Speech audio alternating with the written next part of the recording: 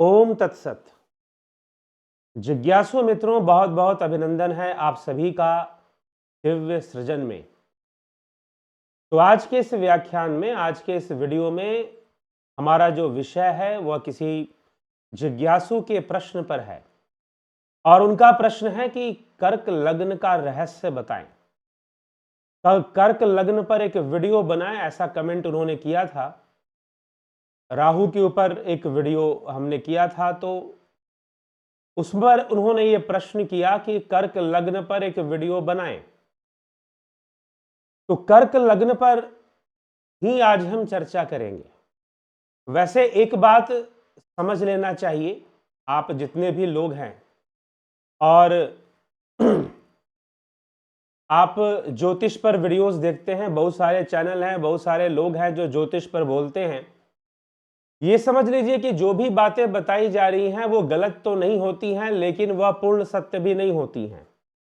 इसके पीछे कारण यह होता है कि कोई भी वीडियो में किसी भी भाव या किसी भी ग्रह या किसी भी राशि से संबंधित संपूर्ण जानकारी दे पाना संभव नहीं है। जैसे कि 12 भाव हैं, 12 राशियां हैं, 9 ग्रह हैं और उन ग्रहों और उस भाव पर पड़ने वाली दृष्टि, ग्रहों की युतियां, उनका अंश बल, इन सब की गणना करना तो आप अगर करोगे तो एक भाव में बैठे हुए किसी एक ग्रह का प्रभाव अध्ययन करने या उसके बारे में बताने में ही घंटों, बहुत लंबी वीडियो बनेगी। 3 दिन लग जाएगा आपको एक की व्याख्या करने में। ठीक है, सिर्फ एक की व्याख्या करने में। तो इसीलिए ज्योतिष जो है, किसी हम सीख नहीं सकते हैं कि 15-20 मिनट का वीडियो हमने सुन लिया कि राहु इस घर में बैठा है, अरे उस घर में बैठा है, कितने अंश पर बैठा है, किसकी दृष्टि उसके पास जा रही है, कितनी युतियां बन रही हैं, किस भाव में बैठ रहा है। तो ये बहुत सारी चीजें वहां पर मैटर करेंगी। तो सिर्फ हम ये बात सुन लिया हमने कि इस भाव में ये ग्रह बैठा है तो उसका ये परिणाम होता है, जी नहीं, वो कोई पक्का परिणाम नहीं है। हाँ, लेकिन कुछ ना कुछ उससे मिलता जुलता आपको वीडियो सुन के मिल जरूर जाएगा, क्योंकि वो जानकारी जरूर है, इसलिए एक जानकारी है। इसलिए ज्योतिष का अगर हम विश्लेषण करवाना चाहते हैं तो हम किसी जानकार से अपनी कुंडली दिखाकर ही हम करें। और अगर हम सीखना चाहते हैं तो प्रैक्टिस बहुत जरूरी है। अध्ययन और प्रैक्टिस दोनों बहुत जरूरी है। प्रैक्टिस करने का मतलब कुंडलियों को देखना बहुत जरूरी होता है समझने के लिए, और पता करना कि किसी भी व्यक्ति के, किसी भी जातक के जीवन में किस तरह के परिवर्तन या किस तरह की परिस्थितियां आ रही हैं। ठीक है, तो जाकर हम किसी निष्कर्ष, सही निष्कर्ष निकाल सकते हैं, नहीं तो मुश्किल होता है। चलिए, आज हमारी चर्चा कर्क लग्न की है। तो आज हम कर्क लग्न पर चर्चा करेंगे कि कर्क लग्न का क्या रहस्य होता है। तो पहली बात, कर्क लग्न कब बनता है? जब प्रथम भाव में कर्क राशि बैठे। ये आप देखिए फोटो, कर्क लग्न 4 नंबर अगर पहले भाव में लिखा हो तो हम बाईं ओर गिनना शुरू करेंगे। 4 से 5, 6, 7, 8, 9, 10, 11, 12, 1, 2, 3। तो अगर सेंटर में लग्न के स्थान पर प्रथम भाव में 4 नंबर, तो उसे हम कैंसर एसेंडेंट या कर्क लग्न हम उसे कहते हैं। तो यह कर्क लग्न है। ठीक है, तो कर्क लग्न का जो स्वामी ग्रह होता है वो चंद्रमा होता है। तो अब कर्क लग्न से संबंधित कुछ बातें हम विशेष रूप से हम समझेंगे, और मुझे लगता है कि आपको इस वीडियो में कुछ ऐसा विशेष मिलेगा जो शायद, मैं ये तो गैर नहीं कह सकता हूं क्योंकि हर प्रकार के अनुभवी लोग हैं, लेकिन फिर भी आपको बहुत सारे वीडियोस जो कर्क लग्न पर बने हैं उसमें नहीं मिलने वाला। मुझे अभी तक नहीं मिला कि जो बातें मैं कर्क लग्न के विषय में आज बताने वाला हूं, मुझे यूट्यूब पर कोई बातें, कोई वीडियो ऐसे नहीं मिला जो कर्क लग्न के बारे में इन सब चीजों को बता रहा हो। ठीक है, कुछ लोग कह देते हैं कि कर्क लग्न वाले बिल्कुल इमोशनल होते हैं, बहुत ज्यादा भावुक होते हैं, बहुत जल्दी रोने लग जाते हैं। मैं आपको ऐसे लोगों से भी मिला दूंगा जिनका कर्क लग्न है और उनकी आंखों से आंसू की एक बूंद नहीं निकलती। ठीक है, तो ऐसी घोषणा मत कीजिए कि कर्क लग्न वाले बड़े भावुक होते हैं। कर्क लग्न है तो अब चंद्रमा की स्थिति कुंडली में क्या है, जो कॉमन चीज है वो हम चर्चा करेंगे। कर्क लग्न में जो बहुत ही कॉमन सी बात है वो यह बात है कि उनके जीवन में मन का जो संयोग है वो बहुत बड़ा होता है। अर्थात कर्क लग्न वाले मानसिक रूप से बहुत कमजोर भी पाए जा सकते हैं, या फिर कर्क लग्न वाले मानसिक रूप से बहुत शक्तिशाली भी पाए जा सकते हैं। ये दोनों परिस्थितियां कर्क लग्न में बन सकती हैं। अद्भुत मनोबली हो सकते हैं कर्क लग्न वाले, अद्भुत मनोबली। मानसिक बल उनका आश्चर्यचकित कर देने वाला हो सकता है, और वह बहुत मन से कमजोर भी पाए जा सकते हैं कर्क लग्न वाले। दोनों परिस्थितियां बन सकती हैं। आप सिर्फ ये मत बोलिए कि कर्क लग्न के लोग बड़े भावुक होते हैं, बड़े इमोशनल होते हैं। अरे रट्टू तोता की तरह रटे हुए जा रहे हो। अगर मान लीजिए कोई व्यक्ति अपने नहीं रोता है, भावुक नहीं होता है जल्दी, तो वो भी तो उसके मन की शक्ति है। तो कर्क लग्न वालों के लिए जो जीवन में सबसे महत्वपूर्ण विषय होता है वह होता है उनके मन की शक्ति। उनके मन की, वो अपने मन की शक्ति से बहुत कुछ कर सकने का सामर्थ्य रखते हैं, हम ये कह सकते हैं। लेकिन चंद्रमा ग्रहण योग ले रहा हो, या चंद्रमा खराब हो रहा हो, या कुछ भी चतुर्थ भाव ज्यादा खराब हो रहा हो, तो कुछ भी ऐसा हो सकता है कि फिर मन से कमजोर हो जाएं। तो कर्क लग्न वालों के लिए मनोबल का बहुत ज्यादा महत्व है, मानसिक बल का बहुत अधिक महत्व है। तो वो अपने मन, उनके लिए बहुत ही एक जरूरी विषय हो जाता है। मन की अवस्था उनकी फ्लक्चुएट हो सकती है पानी की तरह। तो कर्क लग्न एक नारी ग्रह भी, चंद्रमा को नारीत्व या इस राशि कर्क राशि को भी नारी का कारक माना गया है। और साथ ही साथ जल, पानी, जल स्थिर तत्व नहीं है, अस्थिर तत्व है, लेकिन जल बहुत ताकतवर भी है। पानी सबसे ताकतवर तत्वों में से पृथ्वी पर उपलब्ध है। जब हिमालय से निकलती हैं नदियां तो कैसे गांव के गांव, शहर के शहर बर्बाद करके रख देती हैं। पानी के बहाव में एक जबरदस्त शक्ति होती है, जबरदस्त ताकत होती है। तो कर्क लग्न वाले, इनका जो, जैसे कि इनका जो भाग्य त्रिकोण या धर्म त्रिकोण बनता है, इनमें जल तत्व राशियां बैठती हैं। प्रथम भाव में कर्क बैठ गया तो पंचम भाव में आपका वृश्चिक बैठ जाएगा, और फिर मीन राशि बैठ जाएगी आप उनके नवम भाव में। तो त्रिकोण में सारे जल तत्व राशियां बैठ जाती हैं। तो कर्क लग्न वालों का, अगर वो चाहते हैं, वैसे तो इनका भाग्य उदय माना जाता है 28 साल की उम्र तक, और विशेष रूप से ये अपने मन के सबसे अच्छी अवस्था में आ जाते हैं जब थोड़ा मैच्योर एज में चले जाते हैं। नॉर्मल एक बात बता रहा हूं मैं, विशेष पर हम अभी आएंगे। जो व्यक्ति साधारण है उसके लिए कहा जा रहा है, लेकिन कर्क लग्न वाले साधारण नहीं होते। काल पुरुष की कुंडली के समान इस कर्क लग्न की जन्म कुंडली को एक बहुत बड़ा महत्व दिया जाता है। तो इसीलिए कर्क लग्न वाले साधारण नहीं होते, क्योंकि इनके पास मनोबल होता है। हाँ, यह पाया जा सकता है कि इनमें कर्क लग्न वाले या तो मानसिक रूप से बहुत कमजोर भी हो सकते हैं, या मानसिक रूप से बहुत बलवान भी हो सकते हैं। ऐसा भी हो सकता है कि जल्दी इमोशनल हो जाए, जल्दी किसी से भी इमोशनली अटैच हो जाए, जल्दी किसी से भी कनेक्शन बना ले। लेकिन ऐसा तो राहु चंद्रमा का अगर ग्रहण किसी की भी कुंडली में हो, राहु चंद्रमा एक साथ बैठ जाए, किसी भी कुंडली में बैठ जाए, चाहे कर्क लग्न हो चाहे कोई भी लग्न हो, तो वहां पर इमोशनल फ्लक्चुएशन उन लोगों में पाया जाएगा। तो सिर्फ ऐसी घोषणा कर देना कि कर्क लग्न के लोग बड़े भावुक होते हैं, ये रट्टू तोता वाला हिसाब किताब मुझे लगता है जो लोग ऐसा बोलते हैं। मैंने इसीलिए कहा कि कोई कर्क लग्न का ऐसा व्यक्ति भी हो सकता है उसकी आंखों से आंसू गिरे भी ना, ठीक ना, इमोशनली इतना ज्यादा वो हो सकता है। निर्भर करता है चंद्रमा की क्या स्थिति बन रही है। हाँ, कुछ बातें कॉमन जरूर है। मानसिक बल इनका एक विशेष गुण है। कर्क लग्न के जितने भी लोग हैं उनको एक काम करना चाहिए, अपने मनोबल को बढ़ाने का प्रयास करना चाहिए, प्रैक्टिस करनी चाहिए। जैसे आप जिम में जाते हैं, जिम में जाकर फिजिकल फिटनेस की प्रैक्टिस करते हैं, वैसे ही मानसिक प्रैक्टिस करनी चाहिए। मंत्र जाप हो गया, मेडिटेशन हो गया। अगर वो इनका अभ्यास करते हैं तो फिर ये अपने मन की शक्ति को बढ़ा सकते हैं, इतना बढ़ा सकते हैं कि दूसरे लग्न वाले अपने मन की शक्ति को उस लेवल तक नहीं ले जा सकते। इसलिए कर्क लग्न में कई सिद्ध महापुरुषों का जन्म हुआ है।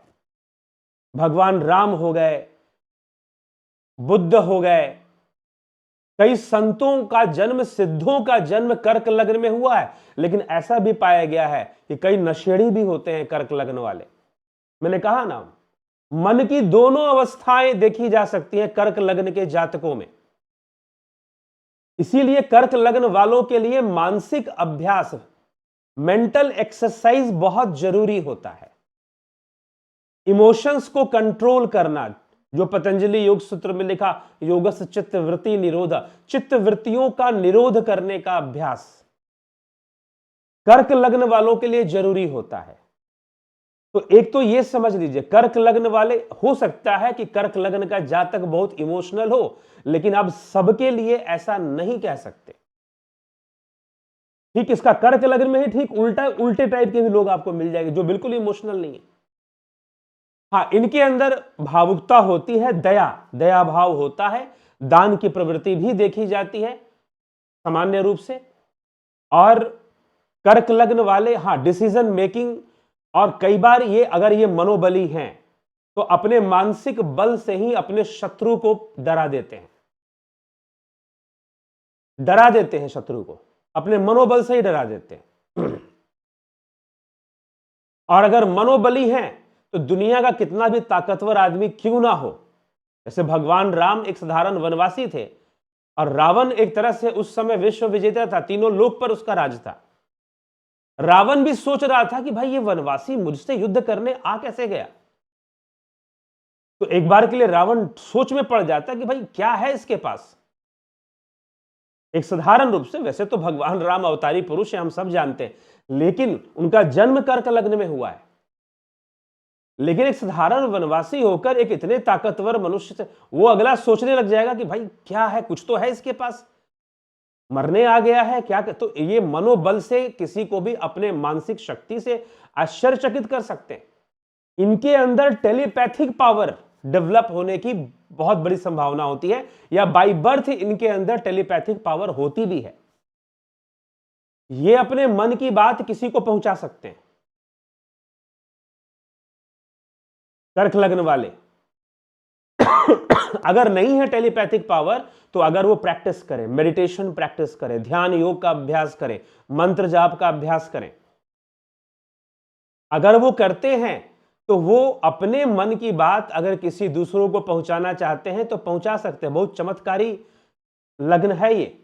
लेकिन कई बार कर्क लग्न के लोग बहुत ही दयनीय अवस्था में भी देखे जा सकते हैं, नशेड़ी देखे जा सकते हैं, ड्रग एडिक्ट देखे जा सकते हैं। तो कर्क लग्न की एक कॉमन सिम्टम एक और है एडिक्शन। इनको किसी न किसी चीज का एडिक्शन जरूर होता है। ये अपने मन को किसी न किसी चीज से बांध कर रखते हैं, एडिक्ट रहते हैं। अब यहां पर एडिक्शन का मतलब ये मत सोच लीजिएगा कि एडिक्शन का मतलब नशा ही है, जी नहीं। एडिक्शन किसी भी चीज का हो सकता है। मान लो फिल्म देखने का एडिक्शन हो, ठीक है, जुआ खेलने का एडिक्शन हो, वीडियो गेम खेलने का एडिक्शन हो, ठीक, या फिर ध्यान योग करने का एडिक्शन हो, मंत्र जाप करने का एडिक्शन हो, मेंटल चीजों का एडिक्शन इनको लगता है। मन की किसी खास अवस्था में ये अटैच होना शुरू कर देते हैं। तो अब यहां पर बुरे परिणाम क्या है? बुरे परिणाम, अगर ऐसा एडिक्शन है कि आप नशा करते हैं, शराब पीते हैं, ड्रग्स लेते हैं, तो फिर यह आपकी दयनीय स्थिति हो गई। और अगर आपको ऐसा एडिक्शन हो गया, आपको ऐसी लत लग गई कि आप अगर 2 घंटे 1.5 घंटे अगर ध्यान में ना बैठे, जब तक 11 माला 21 माला 51 माले का जाप ना कर ले, आपको अच्छा महसूस नहीं होता। अगर ऐसा एडिक्शन है तो बहुत अच्छी बात। अगर ब्रह्म की ओर आपका लय हो गया है, आत्मज्ञान में आपकी रति हो गई है, तो फिर कर्क लग्न फिर आपके लिए सकारात्मक, अगर ऐसा एडिक्शन होता है। लेकिन अगर गलत लत लगी हुई है, कोई किसी प्रकार का गलत एडिक्शन है, तो फिर वो बहुत ही हानिकारक है, वो जीवन को पतन की ओर ले जाने वाला है। तो जल है।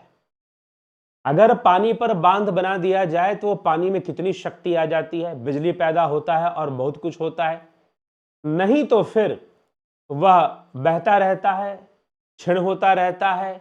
तो इसी प्रकार से चंद्रमा की स्थिति भी देखनी चाहिए। लेकिन चंद्रमा की स्थिति चाहे जो भी हो, मैं एक बात बताता हूं कर्क लग्न वालों के लिए, चाहे जो भी चंद्रमा की स्थिति हो, चंद्रमा क्षीण हो, चंद्रमा शुभ हो अशुभ हो, ग्रहण लिए हुए हो, चाहे चंद्रमा अस्त हो, हर परिस्थिति में आपने मानसिक अभ्यास को करिए, मेंटल प्रैक्टिसेस करिए, इमोशनल कंट्रोल, विचारों का नियंत्रण का अभ्यास, चित्तवृत्ति का निरोध, ध्यान योग का अभ्यास, मंत्र जाप का अभ्यास करिए। आपका मनोबल बढ़ेगा, क्योंकि आपकी सबसे बड़ी शक्ति मानसिक शक्ति ही है। और अगर भाग्य उदय करना चाहते हैं तो किसी भी ऐसे स्थान पर रहिए जहां पर जल का बड़ा स्रोत हो, बड़ी नदी हो, बड़ा जलाशय हो, बहुत बड़ा झील हो। ठीक है, बहुत बड़ा झील हो, छोटे मोटे तालाब की बात नहीं कर रहा हूं मैं, जलाशय हो, कोई बहुत बड़ा नदी हो, बहुत बड़ी झील हो, समंदर का किनारा हो, जो समंदर के किनारे सिटीज होते हैं वहां पर रहिए। और अगर ये सब संभव नहीं है तो अपने भाग्य उदय को चाहते हैं तो जहां भी आप रहते हैं अपने घर में एक एक्वेरियम रखिए, एक एक्वेरियम रखिए। अगर वो भी संभव नहीं है तो कहीं पर भी तालाब के पास शाम के समय कभी भी थोड़ा बैठने का समय निकालिए, नदी के पास, समंदर के पास जाने का समय निकालिए। अगर ना हो संभव तो एक एक्वेरियम आप रख सकते हैं अपने घर के अंदर। तो इस तरह से यह आपको कहीं ना कहीं ये सपोर्ट करना शुरू कर देगा, आपके भाग्य के लिए यह बहुत ही सही परिणाम देने वाला है। दूसरी चीज, आपके अर्थ त्रिकोण में अग्नि तत्व राशियां होती हैं। दूसरे भाव में सिंह राशि हो जाती है, छठे भाव में धनु राशि हो जाती है, और फिर मेष राशि हो जाती है दसम भाव में। तो इसको हम अर्थ त्रिकोण कहते हैं। तो अगर आर्थिक समस्या आपके जीवन में आ रही हो तो एक दिया जलाइए या अग्निहोत्र किया कीजिए, या एक दिया अपने हाथों से जरूर जलाइए। शाम के समय जला लीजिए, या स्नान कर कर सुबह जलाएं, या शाम के समय ज्यादा अच्छा है। एक दिया आप जरूर जलाएं अपने हाथों, तो यह आर्थिक समस्या को भी दूर करने वाला माना जाता है। ठीक है, कर्क लग्न वालों के लिए विशेष रूप से मैं बता रहा हूं। ठीक है, तो इसी तरह से यह बातें हमें समझनी है। और कर्क लग्न वालों के लिए कुछ सामान्य बातें और होती हैं। इनका वैवाहिक जीवन अस्थिर होने की संभावना बहुत होती है, और वो कई कारणों से हो सकती है। कई बार इनको ओवर थिंकिंग करने वाला या शक्की मिजाज का भी माना जाता है, ऐसे भी कुछ लोगों में पाया जाता है। अब निर्भर करता है कि चंद्रमा की और स्थिति, विवाह भाव की कैसी स्थिति होती है। लेकिन ऐसा पाया गया है कि इनका वैवाहिक जीवन अस्थिरता दिखाई देती है, वैवाहिक जीवन में समस्याएं आती जरूर हैं कुछ ना कुछ, तो यह भी देखा गया है।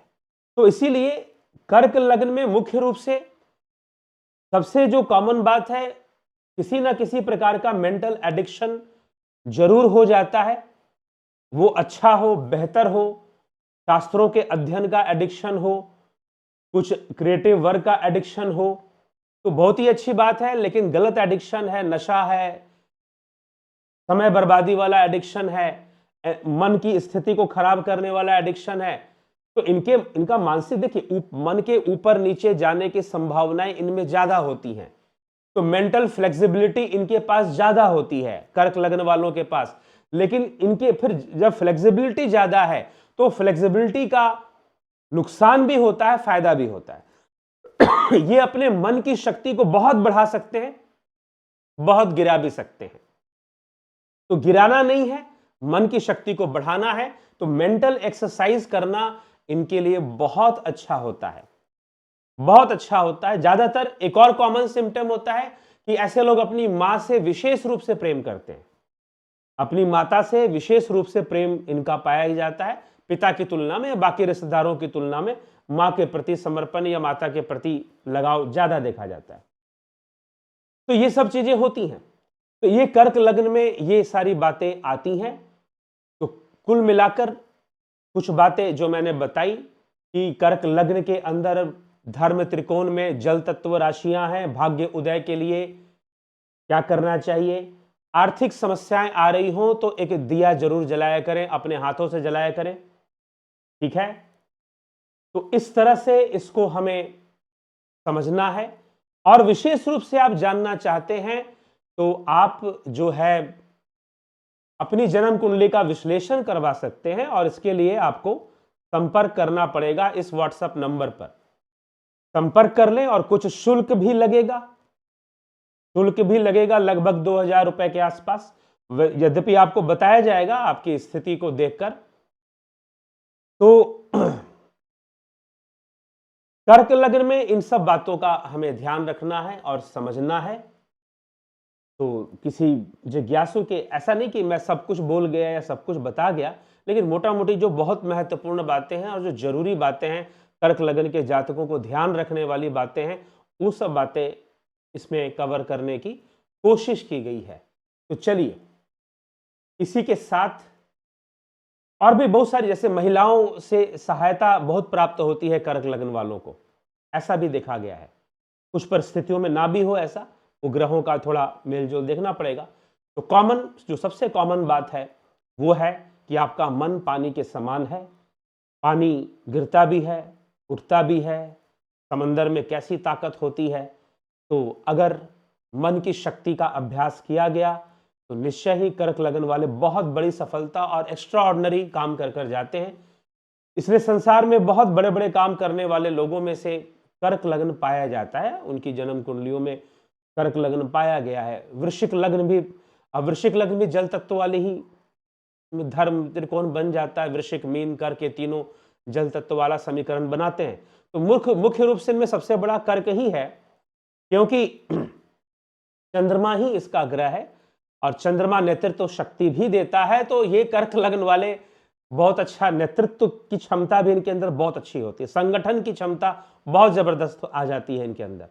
लेकिन फिर बाकी ग्रहों का समीकरण भी इसमें देखना पड़ेगा। लेकिन मनोबल बहुत होता है ना, तो मनोबल, अगर इसको मनोबल बहुत होता, मतलब कि देखो, मन रूपी जो तत्व है इनके अंदर है ज्यादा मात्रा में, तो वो गिरता, क्योंकि उसका पानी, उसका व्यवहार है, तो पानी की तरह वो गिर भी सकता है, चढ़ भी सकता है, और बहुत शक्तिशाली भी हो सकता है। तो अभ्यास करने की जरूरत है। इसलिए कर्क लग्न वालों के लिए स्पिरिचुअल प्रैक्टिस बहुत जरूरी होता है।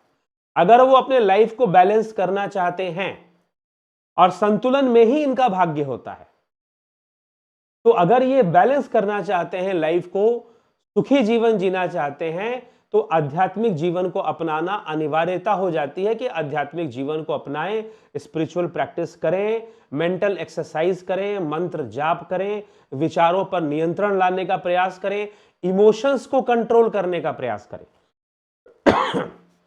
इसलिए कर्क लग्न में अगर मान लो चंद्रमा नीच का भी होता है, तो भी कई बार बहुत अच्छे परिणाम देते हुए देखा गया है। ऐसे लोग इमोशनल कम हो जाते हैं।